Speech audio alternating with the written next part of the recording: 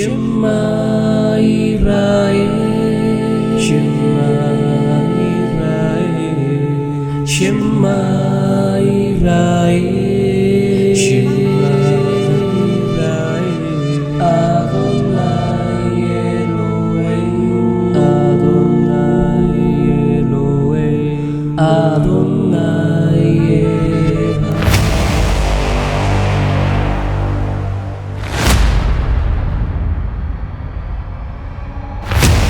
Hoy en jueves especial aquí en Orígenes de Nuestra Alma, con su servidor, el licenciado en Teología Carlos Andrés Hernández Valencia, desde la ciudad de Pereira, Colombia. Hoy tenemos un tema muy especial que le hemos titulado la segunda parte de Apología contra la Gnosis, pero especialmente el tema de hoy es la ley, la Torá, libertad o esclavitud desde una perspectiva teológica también, pero también desde una perspectiva gnóstica. ¿Cómo es que ellos interpretan los textos de la Biblia? Entonces, recomendamos, como he dicho, mis amados, anteriormente, que vean la primera parte de Apología contra la Gnosis para entender a profundidad qué es la Gnosis. Entonces, la Torá, libertad o esclavitud. Cuando digo la Torá, estoy hablando de la ley, de la instrucción de Dios. Entonces, vamos a empezar entonces en esta noche. La Gnosis ha interpretado la entrega de la ley como evidencia de que el Dios del Antiguo Testamento es un ser inferior, contradictorio y moralmente defectuoso, ¿sí? Sin embargo, mis amados, una lectura integral del texto bíblico en su contexto histórico, lingüístico y también teológico nos puede revelar exactamente lo contrario de esto. La ley no esclaviza definitivamente, sino que ordena la libertad. La ley no corrompe, sino que revela la santidad. La ley no contradice definitivamente a Dios, sino que expone la condición humana. Ok, entonces, la ley de Dios, sí, fue el instrumento de esclavitud utilizado por Dios, o también podemos mirar otra perspectiva, o será el camino de la libertad. Entonces, la acusación gnóstica en contra de ciertos versículos, ellos tienen una cosmovisión, una forma de ver, de interpretar los textos bíblicos, ¿sí? Hoy vamos a ver alguno de estos textos, cómo ellos los interpretan. Entonces, la acusación gnóstica, mis amados, sostiene que la ley mosaica es una imposición del demiurgo, ¿sí?, para mantener al hombre en ignorancia espiritual. No obstante, el contexto, hermanos, de Éxodo, del libro de Éxodo, destruye esta idea desde su raíz. Dios entrega la ley, ¿sí?, después de liberar a Israel de Egipto, no antes. Es que se entrega la ley.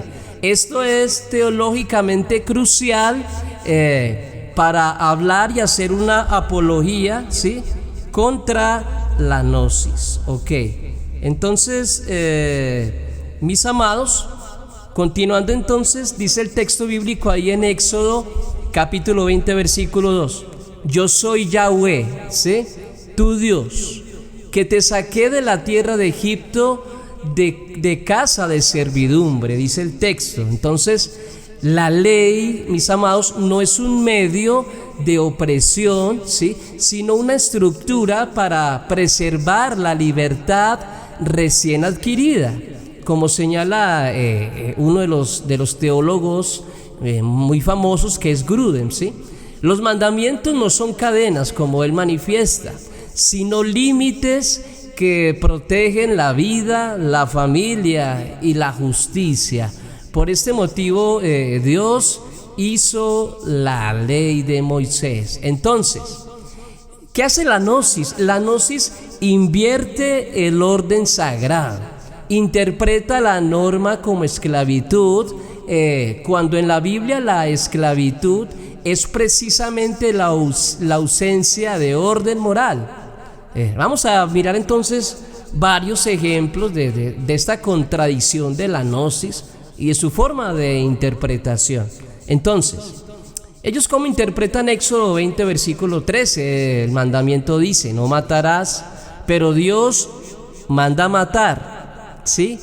Contradicción, uno de los argumentos más frecuentes es la aparente contradicción entre el mandamiento no matarás, ¿sí?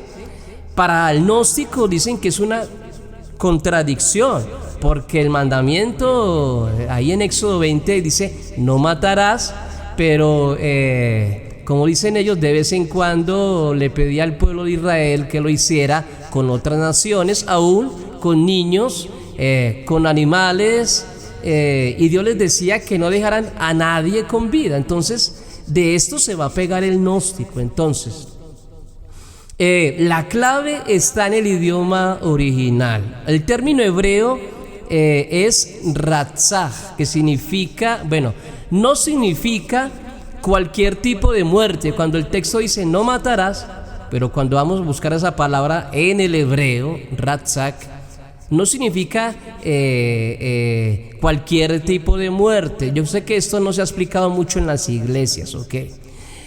La muerte que dice el texto bíblico es sino homicidio injusto. Entonces el texto está diciendo no matarás, es no vas a hacer un homicidio injusto o un asesinato injusto, ¿sí? Eso es lo que quiere decir la ley, la Torá, ahí en Éxodo 20. Como explica Alfonso Ropero, ¿sí?, el mandamiento, mis amados, prohíbe la violencia ilegal, no el ejercicio de justicia ni la guerra en contextos específicos, ¿sí?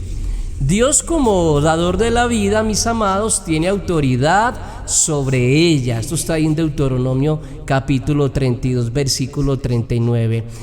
Las guerras en el Antiguo Testamento, ¿sí?, no son actos arbitrarios, sino juicios históricos contra culturas profundamente corruptas que vivían en ese contexto. Un ejemplo de esto está en Génesis capítulo 15, versículo 16. Continuando con afirmaciones de historiadores y teólogos, uno muy famoso también es César Vidal, ¿sí? Él dice que estas intervenciones de guerra, ¿sí?, que Dios mandaba a su pueblo de quitarle la vida a pueblos enteros, deben de entenderse dentro del marco de la justicia divina y no como una violencia caprichosa, ¿ok? Un ejemplo de esto lo podemos ver rápidamente, lo que está pasando hoy en día con Israel, ¿sí? Ustedes saben el origen de la guerra, que se entró el grupo de Hamás, de que mataron niños, entraron al territorio israelí, mataron mujeres, las mataron delante de sus esposos, ¿sí?, y se llevaron secuestrados más de 263 personas al territorio de Gaza. Entonces, bueno, el pueblo de Dios no puede hacer nada porque el pueblo de Dios es solamente paz y misericordia. El mundo se esperaba que Israel se quedara quieto, pero no. El Israel bíblico se defendía de estos actos de injusticia, y es lo que está pasando al día de hoy. Claro que van a caer niños, claro que van a caer mujeres en la guerra, por supuesto, sí. Eso va a suceder tanto de un lado como para el otro lado, ¿ok? Entonces, siguiendo otra forma de interpretar de la gnosis caprichosamente es no robarás. Ellos cómo interpretan el texto, dicen, pero Israel toma riquezas. Dios dice que no roben, le dice a los israelitas, pero también Israel toma riquezas de los pueblos en el momento que ellos se quedan o van a la guerra, se quedan con el diezmo, con el botín, como en el caso de Abraham, que lo lleva a Melquisedec, el 10% de las riquezas, cuando fue en la liberación de su tío Lot. Entonces, Esto es otro argumento gnóstico que acusa a Dios de incoherencia cuando Israel toma bienes de Egipto, sí. Eso está en Éxodo capítulo 12, versículo 36, cuando dice el texto, despojaron a los egipcios, sí. Mas sin embargo, ¿cómo podemos interpretarlo, mis amados? El texto muestra que esto no fue un robo, sí, sino una restitución. Israel había sido esclavizado durante siglos sin un salario. Dios no está promoviendo el robo definitivamente, sino que Él está ejecutando justicia económica, como explica otro historiador muy famoso judío, Alfred Edersheim, ¿sí? En la cultura del antiguo cercano oriente, esto se entendía como compensación legítima por opresión prolongada. Ok, dejemos esa parte ahí y vamos a ver el tema de los sacrificios, cómo lo entienden los gnósticos, sí. Entonces, ellos dicen, Dios ama la sangre. El Dios de Israel es un Dios de la guerra, es un Dios asesino. Ya lo acabamos de explicar, ¿sí? Pero también le gusta la sangre de los animales, le encanta. Entonces, la crítica gnóstica interpreta los sacrificios como evidencia de un Dios en minúscula sanguinario. Sin embargo, mis amados, Levítico presenta un sistema profundamente simbólico, ¿sí? Y pedagógico. Ahí el texto de Levítico capítulo 17 versículo 11 dice el texto, la vida de la carne es la sangre, ¿sí? Entonces, o habita en la sangre o está en la sangre. La sangre no es objeto de placer divino, como dicen los gnósticos, ¿sí? Sino símbolo de la vida. Ya el texto nos acabó de dar esa información. El sacrificio enseña que el pecado tiene consecuencias reales, mis amados. La muerte, esta es la consecuencia del pecado, ¿sí? Como señala también otro teólogo, Milgrom, el sistema sacrificial no satisface una necesidad divina, caprichosa, sino que educa la moral y espiritualmente al ser humano, ¿sí? De que el pago del pecado es la muerte. Alguien tiene que pagar por el pecado. Entonces, además, los profetas posteriores, podemos hablar de Oseas, ahí en el capítulo 6, versículo 6, dice el texto, misericordia quiero y no sacrificio. Esto demuestra que el corazón del sistema o de la ley definitivamente no es ritualista, sino desde un sentido moral y ético. Ok. Vamos a ver otro suceso de apología contra los gnósticos, cómo ellos ven otros textos bíblicos, cómo los interpretan. En el tema de la muerte de mujeres y niños, que ahorita les recordé a ustedes, ¿sí? El problema moral, ellos dicen, Dios, el Dios del Antiguo Testamento, no es un Dios de moral, ¿sí? Este es uno de los puntos más difíciles de explicar quizás para los seres humanos que son muy sentimentales, ¿sí? Que se dejan llevar por las emociones humanas, pero Dios no es humano.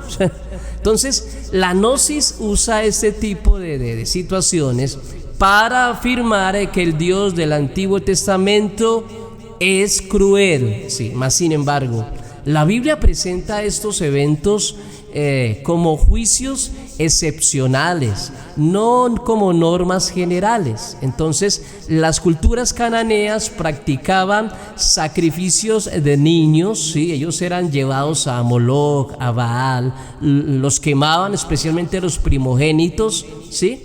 Ellos hacían también violencias rituales, mataban seres humanos también, como algunos indígenas de Centroamérica, y también tenían una corrupción extrema. Y el Dios que hizo todas las cosas y el universo tenía que hacer algo, tenía que hacer juicio. Entonces todo era por medio de su pueblo de Israel. Eso está en Deuteronomio, cuando tengan tiempo de leer, en el capítulo 12, versículo 31. Entonces, como explica otro teólogo, Paul Copán, él dice que la intervención divina busca detener los ciclos de maldad estructural, sí, y no es un mandamiento universal para todos los pueblos, sino un acto judicial en un contexto histórico específico de extrema maldad. Entonces, continuando, mis amados, Moisés vio a Dios. Eso es otro tema que podemos mirar, que podemos analizar, porque la misma Biblia dice que nadie puede ver a Dios y vivir, ¿sí? Entonces ellos dicen, ¿cómo es que Dios vio cara a cara a Moisés? La Biblia se contradice. Ellos se pegan de cualquier cosita, el gnóstico está ahí para eso. Entonces aquí aparece una aparente contradicción, dirían muchos, ¿cierto? Eso está en Éxodo capítulo 33, versículo 20. No podrá el hombre verme y vivir, dice el texto. Pero Moisés habla con Dios cara a cara, como dice Éxodo capítulo 33, versículo 11. Entonces, ¿cuál es la solución a esta temática, mis amados? Está en la distinción teológica entre la esencia divina de Dios, que es su invisibilidad, ¿sí?, su inaccesibilidad, en manifestaciones visibles, que la Biblia le ha llamado teofanías. O sea, Dios se presenta de vez en cuando, ¿cierto?, por medio de ciertas cosas terrenales, ¿sí? Y como lo dice ahí, Moisés no vio la esencia de Dios, ¿sí?, sino una manifestación limitada de Dios, como explica el teólogo Wayne Grudem. Estas teofanías son formas en que Dios se revela sin destruir al ser humano. Ok, siguiendo otro tema, entonces, yo sé que en cada uno de estos tópicos nos podemos quedar, porque hay muchos versículos que tocan estas ideas, pero vamos de largo, mis amados. Otro tema es: ¿Dios hace el mal? ¿Sí? ¿Cómo entender esto de que Dios hace el mal? Hace el bien y hace el mal. Esto es uno de los temas más complejos de explicar para un teólogo o para un cristiano, ¿sí? Textos como: yo formo la luz y creo las tinieblas, hago la paz y creo la adversidad, yo Jehová, ¿sí?, es el que hago todas estas cosas. Eso está ahí en Isaías capítulo 45, versículo 7. Han sido muy mal interpretados, mis amados. La palabra hebrea ra, ¿sí?, no siempre significa mal moral, sino calamidad o también juicio. Dios no produce pecado, pero sí ejecuta el juicio. Como afirma el teólogo Carson, Dios es soberano sobre la historia, incluso sobre sus consecuencias dolorosas. Dios y Satanás, en Job capítulo 1, Satanás aparece ante Dios, ¿sí? Los que han leído la Biblia, esta historia tan interesante, ¿sí?, dentro de los cuales, bueno, entre los ángeles se encontraba Satanás. La gnosis usa esto para afirmar complicidad, de que Dios y Satanás son cómplices, ¿sí?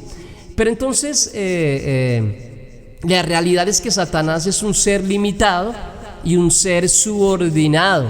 Dios permite la prueba, claro que sí, pero no es autor del mal moral y de ella, como explica el teólogo Gregory Bailey. Entonces, esto muestra la soberanía divina y no un Dios dual, el bien y el mal. No es que Dios sea mal y bueno a la vez, nunca jamás. Entonces, la aparente contradicción, vamos a continuar con otro tema muy interesante que también se ha debatido mucho también. Es la aparente contradicción de Segunda de Samuel, capítulo 24, versículo 1, y Primera de Crónicas, capítulo 21, versículo 1, mis amados. Estoy acá tomando un poco de agua, ¿sí? Entonces, ha sido utilizada con frecuencia estos textos bíblicos que cuentan el mismo censo, ¿sí?, de Israel, de Berseba hasta Dan, por por corrientes críticas y gnósticas para cuestionar la coherencia del Dios bíblico. O la incoherencia del Dios bíblico, ¿sí? Entonces, mientras el primero afirma, 2 Samuel 24:1, allí se afirma que es Yahweh el que incitó a David a realizar el censo, ¿sí? El segundo, 1 Crónicas 21:1, ¿sí? Atribuye dicha incitación a David, que el que incitó al rey David fue Satanás. Esto es tremendo. Yo sé que muchos a veces no han visto esto en la Biblia, pero cuando se encuentran este tipo de textos, muchos quedan sin palabras. Entonces, a simple vista esto no tiene explicación. Pero entonces, el lector moderno, con una buena exégesis, podría percibir una disonancia irreconciliable, quizás a primera vista, sí. Sin embargo, esta dificultad desaparece cuando se comprende la cosmovisión hebrea y la forma en que la escritura articula la relación entre la soberanía divina y los agentes secundarios. Entonces, lejos de ser una contradicción, mis amados, estos textos ofrecen una visión complementaria que revela la profundidad del gobierno de Dios sobre la historia y sobre el mundo invisible, sobre el mundo angelical. Entonces, en el pensamiento del Antiguo Testamento, Dios no es presentado como un ser limitado que comparte el trono o el control del universo con fuerzas independientes, sino que Él propone el dualismo gnóstico. No, este Dios no es así. Él no comparte la dualidad con nadie, ni con ningún Dios en minúscula. Por el contrario, Él es el soberano absoluto, cuya voluntad abarca incluso aquellos eventos que desde la perspectiva humana parecen negativos o incomprensibles. Así que cuando usted lee 2 de Samuel, afirma que Yahweh incitó a David, no está sugiriendo que Dios sea el autor moral del pecado y del engaño, de la incitación, sino que está reconociendo su autoridad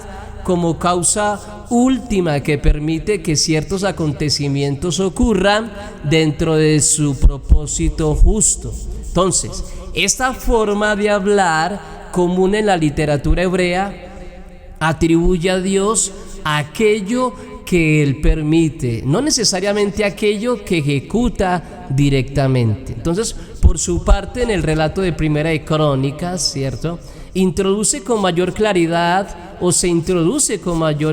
la figura de Satanás como agente inmediato de la incitación. Este desarrollo no contradice el texto anterior que acabamos de leer, sino que lo complementa. Así también los evangelios a veces escriben: lo que le hace falta a uno, lo complementa el otro evangelio. Esto es algo parecido. Entonces, mostrando el mecanismo mediante el cual se llevó a cabo el evento, ¿sí? Satanás aparece aquí no como una fuerza autónoma o rival de Dios, sino como un ser subordinado, ¿sí?, cuya acción está limitada y permitida dentro del marco de la soberanía divina. Entonces, este mismo patrón se observa en el libro de Job, donde Satanás actúa solo dentro de los límites que Dios establece, evidenciando que el mal no opera de manera independiente, sino bajo el control y la supervisión del último, del creador de todas las cosas. Entonces, con este entendimiento, mis amados, nos permite distinguir entre lo que la teología denomina causa primaria y causa secundaria. Dios, como causa primaria, decreta o permite el desarrollo de ciertos eventos con un propósito justo, mientras que los agentes secundarios, en este caso Satanás y el propio David, actúan conforme a sus intenciones y responsabilidades. Así Satanás incita con malicia al rey David, y el rey David responde desde su propia inclinación de orgullo, y Dios, sin ser autor del pecado, utiliza el evento para ejecutar juicio sobre Israel. Entonces, esta interacción compleja preserva los extremos del determinismo absoluto y del dualismo gnóstico. Entonces, el contexto del relato confirma esta interpretación. El texto de Segunda de Samuel también podemos observar comienza declarando que la ira de Yahweh, ¿sí?, se había extendido contra Israel, lo que indica que el censo no fue un acto aislado, sino que parte de un proceso de disciplina divina. David, al ordenar el censo, no estaba simplemente realizando un conteo administrativo, sino manifestando una confianza indebida en el poder militar y en los recursos humanos, en lugar de depender de Dios. Entonces, incluso Joab, el capitán de David, su general, en este caso su general, sí, no capitán, percibe el peligro espiritual de esta acción e intenta disuadir al rey David, lo que demuestra que David actuó con plena conciencia y responsabilidad. Es importante, mis amados, subrayar que la Escritura nunca presenta a Dios como un tentador en el sentido moral del término literal. En Santiago 1:13 podemos ver esto. Allí afirma claramente que Dios no tienta a nadie al mal. Por lo tanto, la incitación atribuida a Dios en Segunda de Samuel debe entenderse en términos de permisión judicial, no de inducción moral al pecado. Entonces, Dios permite que Dios siga el camino de su propia inclinación para revelar lo que hay en su corazón y para cumplir un propósito disciplinario más amplio. En ese sentido, mis amados, el evento del censo se convierte en una manifestación de la justicia divina, no de una contradicción del carácter de Dios. Entonces, desde una perspectiva apologética, de defensa contra este tipo de interpretaciones, mis amados, este pasaje constituye una refutación directa del pensamiento gnóstico, el pensamiento dual. Sí. La gnosis propone un universo dividido entre dos principios opuestos, lo bueno y lo malo, lo bueno y lo espiritual, el otro malo o el otro material. Sin embargo, la Biblia presenta una realidad unificada bajo el gobierno de un solo Dios soberano. Entonces, Satanás no es un Dios rival, sino una criatura caída. El mal no es una sustancia eterna, sino una distorsión permitida dentro del plan divino. Y el ser humano no es una víctima pasiva, sino un agente moral responsable. Como afirmó Ireneo de León, uno de los principales opositores de la gnosis del segundo siglo, un padre de la iglesia, en su escrito él escribe que dividir a Dios es destruir la verdad de la revelación, que muestra una continuidad perfecta entre su carácter y sus obras a lo largo de la historia. Entonces, en consecuencia, para terminar ya con este tema, mis amados, la tensión de Segunda de Samuel y Primera de Crónicas no debe interpretarse como un error, sino como una invitación a profundizar en el misterio de la providencia divina. Entonces, Dios gobierna sin ser injusto, Él permite sin ser culpable y utiliza incluso las acciones del mal para cumplir sus propósitos de justicia y redención.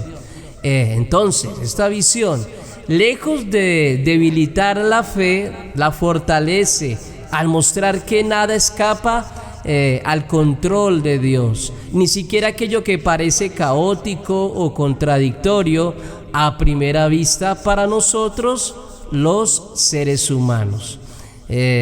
Por último, ya para terminar en esta noche, mis amados, ya dejando este tema, otra temática que el gnóstico va a utilizar para su interpretación es que ¿por qué Israel, siendo el pueblo de Dios, es un pueblo imperfecto? ¿Sí? La gnosis desprecia la elección de Israel, si ustedes no sabían, ¿sí? Viéndolo como un pueblo inferior, un pueblo de maldad, que ellos se dejaban someter delante de un Dios, de un demiurgo, un Dios de la guerra, un Dios de maldad, un Dios de contradicción, y por ende el pueblo de él es un Dios maligno y un Dios que Dios utiliza para solamente la guerra y hacer el mal en ella. Entonces, sin embargo, ¿qué dice la Biblia? La Biblia dice que no por ser vosotros más, le dice al pueblo de Israel, os escogió Yahweh. Esto está en Deuteronomio capítulo 7, versículo 7. O sea que el pueblo de Israel no es más que nadie. Simplemente a Dios le plació escogerlos a ellos, ¿sí? Dios no elige por mérito, sino por gracia. Israel no es exaltado como perfecto, nunca en la palabra de Dios, sino Israel es mostrado como un instrumento imperfecto de un plan perfecto. Como señala Justo González, ¿sí? La lección divina revela misericordia y no favoritismo. Ok, entonces, ya haciendo una conclusión apologética de todo lo que hemos visto, estudiado en esta noche, todos estos versículos bíblicos, estos contextos históricos de cómo los gnósticos interpretan la Biblia, ¿sí? Entonces, hemos llegado que las acusaciones gnósticas contra el Dios del Éxodo y Levítico surgen definitivamente de lecturas fuera de contexto, desconociendo del hebreo, ¿sí? Desconociendo el contexto histórico, desconociendo la proyección filosófica dualista, o más bien la utilizan ellos. La Biblia presenta un Dios que libera antes de legislar la ley, la Torá, sí. Él ya venía desde mucho tiempo, de antes de aparecerse en el monte del Sinaí. Él ya viene legislando leyes, y parecen que los patriarcas, parece que ellos ya sabían de ciertas leyes, ¿sí? Porque en el caso de Abraham ya diezmaba, ¿sí? En el caso de Caín y Abel ofrecieron un holocausto hacia Dios, y otro tipo de tópicos que se van a colocar en la ley de Moisés escrita. Pero antes de esto ya estaba la ley moral. Entonces, porque ya era malo matar, ya era malo robar, y prácticamente lo que conocemos como gran parte de la ley moral. Entonces, Dios usa símbolos para enseñar verdades profundas. Él se revela progresivamente en la historia, y en la misma Biblia se va revelando poco a poco. Él gobierna soberanamente sin ser autor del mal. Como afirma Ireneo de León, el error gnóstico consiste en dividir a Dios donde la Escritura revela unidad. Y para terminar, mis amados, recuerden que el video pasado hablamos del origen de la gnosis, y la gnosis no nace con Valentino, la gnosis no nace con Marción, la gnosis no nace con Platón. La gnosis, según esta interpretación, nace en la serpiente en el huerto del Edén, ya que él cogió el mandamiento de Dios dado a Adán y Eva, y ¿qué fue lo que hizo? Lo malinterpretó. Lo utilizó para dividir la soberanía, el poder, la fe en Dios. Entonces, realmente esta es la estrategia gnóstica que viene desde el Génesis, y el más experto en utilizarla y el primer gnóstico fue la misma serpiente del Génesis, porque él es padre de mentira, porque él miente desde el principio. Y hasta el día de hoy se levantan grupos gnósticos de diferentes formas, se va actualizando la gnosis. Una de ellas para este tiempo es hablando ya del siglo XX y XXI, la nueva era, sí, o la gnosis cristiana, entre comillas, la que fue creada aquí en Colombia como la gnosis de Samael Aun Weor, ¿sí? Y otro tipo de gnosis que se han creado en Europa por medio de ocultismo. Entonces, la gnosis realmente es la unión de muchos conocimientos, se van uniendo, van haciendo sincretismo, pero van bajando al Dios de la Biblia, porque el Dios de la Biblia, el Dios del Antiguo Testamento, para ellos es un Dios creado, es un demiurgo, ¿sí? Es un ser inferior, es un ser que le gusta la guerra, es un ser que manda a matar niños, que manda a matar mujeres, es un ser que coloca los mandamientos pero los incumple. No matarás, pero manda a matar. Dice, no roben, pero no es que mande a robar. Ya expliqué todo esto y el día de hoy lo hemos explicado, sí. De que Dios se gobierna soberanamente sobre el mal, sobre inclusive Satanás. Satanás le tiene que pedir permiso a Dios para hacer sus travesuras. Él tiene un límite, así como el Señor le dice al diablo, cuando el diablo le dice, en el caso de Pedro, permíteme zarandear a este, le dijo el diablo a Jesús. Y Jesús le dijo, bueno, te permito, pero hasta este punto, hasta esta división, hasta este límite. Ese es el Dios de la Biblia. Yo sé que estamos conociendo cada vez más el Dios de la Biblia, y para entender la soberanía de Dios que está por encima del mal, debemos de entender ese tipo de tópicos de los que estamos explicando en esta noche, hermanos. Entonces, luego seguiremos con más versículos, cómo ellos los interpretan, más capítulos, más contextos bíblicos, porque apenas nos vamos introduciendo en el tema de la interpretación de la gnosis a la Biblia. Entonces, en esta noche hemos terminado, mis amados, la temática de la ley. Si la Torá es libertad o esclavitud, según la interpretación y la cosmovisión, cómo lo ven los cristianos y cómo lo ven los gnósticos. Entonces, gracias a ustedes por estar atentos a nuestro canal. Invitamos a todos a suscribirse y darle un like a este video.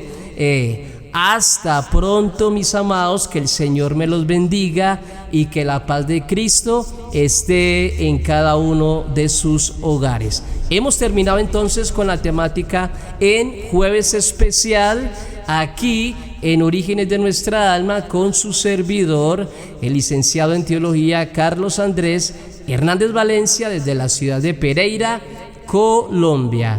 Hasta pronto.